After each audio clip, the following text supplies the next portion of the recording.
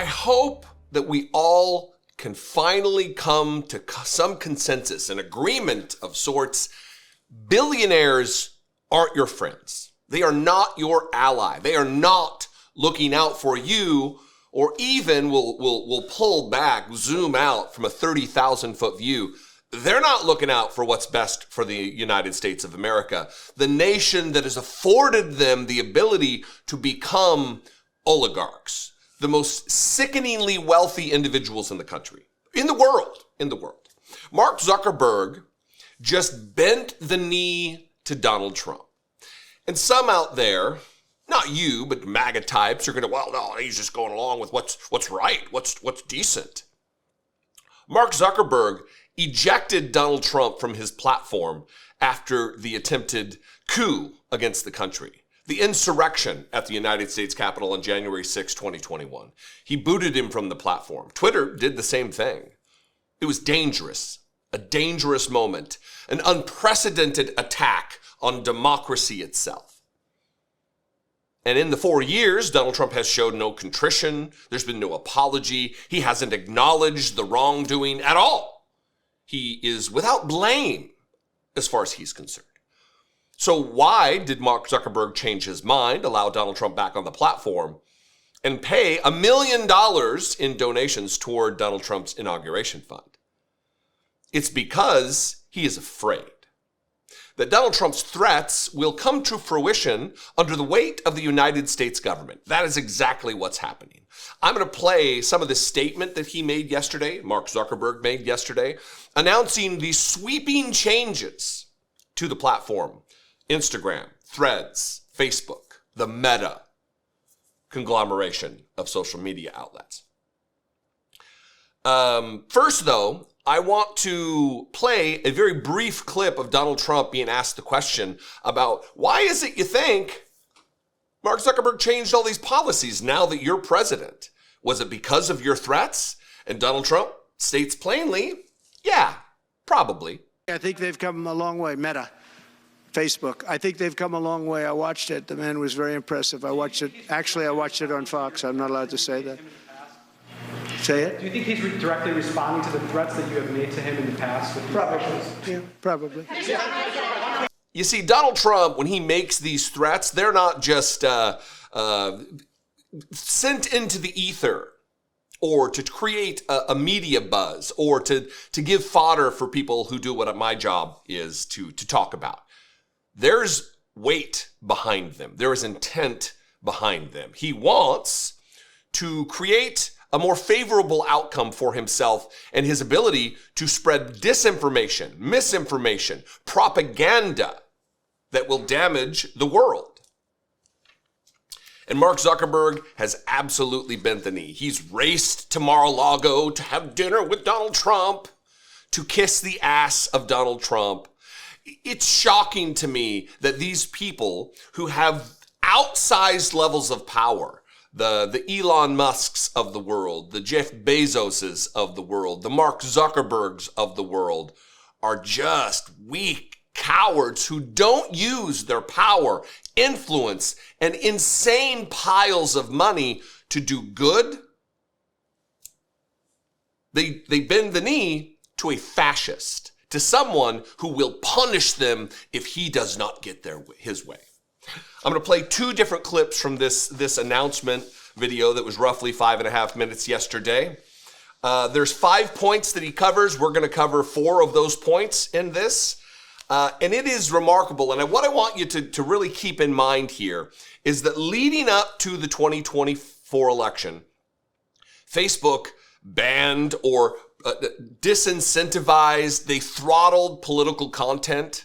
You had to be following someone who was political. Like if you follow me on Threads or on Facebook, then you'd get that content. But it wouldn't be delivered otherwise. During a critical election where people needed the information to make up their mind about what would be the outcome, about how they were going to vote, how they were going to participate in our democracy.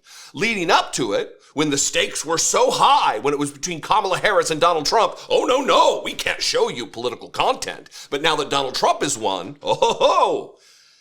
it's on again. Now, political content. Oh, we've listened. We know that that's what people want. It's what people wanted before, Mark.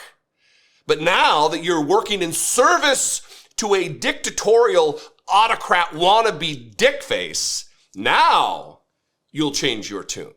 Now you'll move your... I'm going out. I'm going off the rails here. Let's listen to this first clip, then we'll address some of the points before we move on to the second. The recent elections also feel like a cultural tipping point towards once again prioritizing speech. So we're going to get back to our roots and focus on reducing mistakes, simplifying our policies, and restoring free expression on our platforms. More specifically, here's what we're going to do.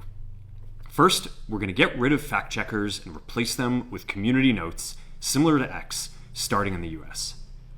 After Trump first got elected in 2016, the legacy media wrote nonstop about how misinformation was a threat to democracy. We tried in good faith to address those concerns without becoming the arbiters of truth.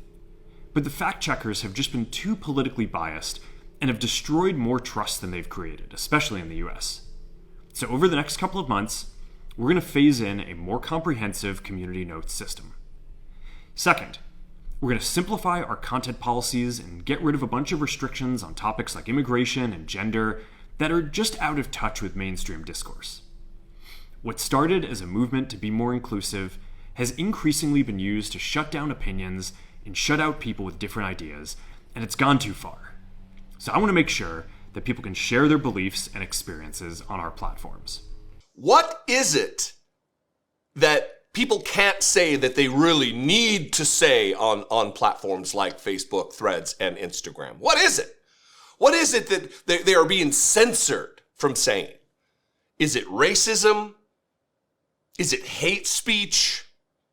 Is it people who deny that trans people should exist in this world? That's what it is.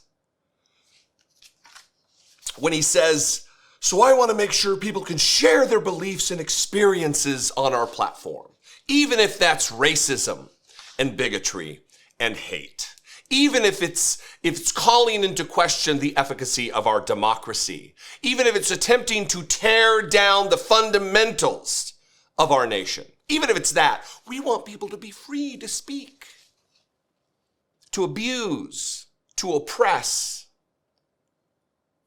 Freedom of speech, as written in the First Amendment of the Constitution, prohibits Congress from restricting, the government from restricting free speech. On a platform like Facebook, he could do as he pleases. So ultimately, he can do as he pleases. It's his platform.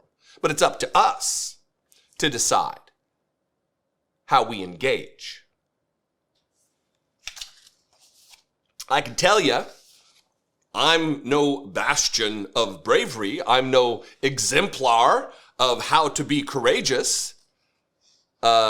But I'm far more brave than this billionaire with insanely more power and influence than I have. Why is that? That I don't shrink from threats to my life. My wife doesn't shrink from threats of rape and death from Trump supporters. And that's just the kind of speech that Mark Zuckerberg intends to allow freely on his platforms. Here's the second side of his announcement yesterday. Fourth, we're bringing back civic content. For a while, the community asked to see less politics because it was making people stressed. So we stopped recommending these posts. But it feels like we're in a new era now, and we're starting to get feedback that people want to see this content again. So we're going to start phasing this back into Facebook, Instagram, and Threads while working to keep the communities friendly and positive. Fifth, we're going to move our trust and safety and content moderation teams out of California, and our US-based content review is going to be based in Texas. As we work to promote free expression, I think that it will help us build trust to do this work in places where there is less concern about the bias of our teams. Finally, we're going to work with President Trump to push back on governments around the world that are going after American companies and pushing to censor more. The US has the strongest constitutional protections for free expression in the world. Europe has an ever-increasing number of laws institutionalizing censorship and making it difficult to build anything innovative there. Latin American countries have secret courts that can order companies to quietly take things. those 2 points are very poignant. One, and fifth, we're going to work with Donald Trump. Finally, we're going to work with President Trump. They're going to move their moderation systems. First of all, they're going to, as he said, they're going to move to a community notes. There's not going to be any fact checking anymore. We've seen how community notes has been so helpful on Twitter. But working with Donald Trump, moving the content moderation systems to Texas because of bias, there are millions and millions and millions of conservatives in California, our most populous state. Millions of them. And there are millions of Democrats and liberals in Texas, I believe our second most populous state.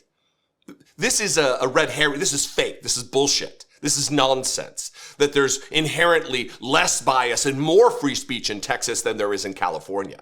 It's ridiculous. We all live with the same protections under the Constitution of the United States, the First Amendment, of Congress shall make no law abridging free speech.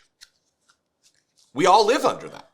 There's no more censorship in California than there is in Texas. In fact, if anything, conservatives are squelching free speech, creating laws that you can't teach certain things. You can't talk about certain things in classrooms teaching science. We're getting back to civics now that Donald Trump is in office. Because of the threats, as admitted to by Donald Trump, because of his threats, here we are. Here we are. What do you think? I invite you to this conversation. You can call, leave me a voicemail, 714-576-4054. Again, 714-576-4054. You can email me, daily@dollemore.com. You can also just comment below, and we can work through how we're feeling and thinking about this in the comments section. That'll also help the algorithm to share this. We're all algorithmically, we're slaves to the algorithm, all of us, relative to what content gets served to us, even here on YouTube. And let me tell you, it's a battle. So share this video, like this video, comment on this video. Make sure you're subscribed to this channel. It is important, maybe more today than it was yesterday. If you want to help support this work and independent media, help me do my job, click the join button below. For $2 a month, you can become a channel member right here on YouTube. You can also go over to patreon.com/IDoubtIt podcast and help support the work there. Follow me on social media, all of the terrible social media. I'm at Dollemore. I'd love to see you, and I'll see you next time. Be genuine. Take care of one another.